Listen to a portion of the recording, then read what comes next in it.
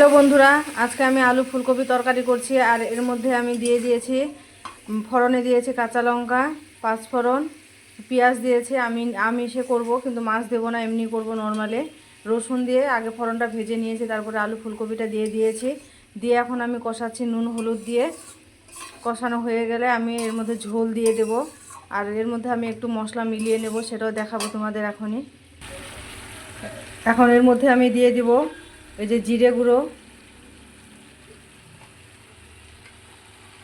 দিয়ে দেবো ধনে গুঁড়ো। আজকে আমার এই মশলা দিয়ে এখন কষাবো। কষিয়ে আমি ঝোল দিয়ে দেব। তোমরা কে কীভাবে নর্মালি ফুলকপি তরকারি রান্না করো মাছ ছাড়া? আমি আজকে মাছ ছাড়াই করবো রান্না। আমার ছেলে বলেছে, মা আমি মাছ খাবো না, তাই নর্মালভাবে করে দাও। কোনো মশলা হবে না বেশি, একদম খুব কম মশলায় আমি রান্না করছি।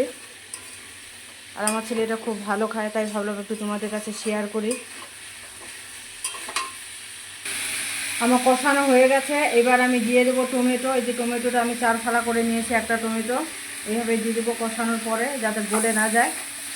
এটাকে গলে গেলে আবার ভালো লাগবে না, এই জন্য নর্মালভাবে করছি আমি।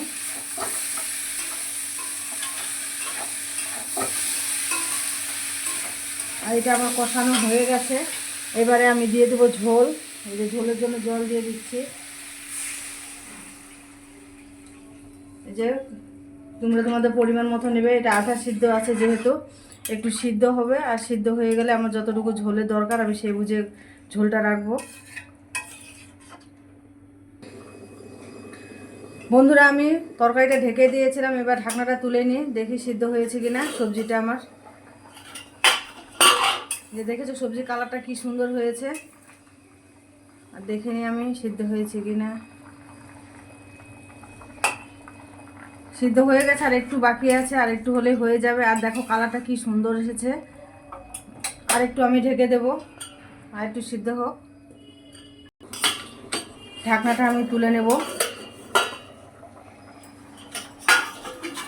সবজিগুলো সিদ্ধ হয়ে গেছে।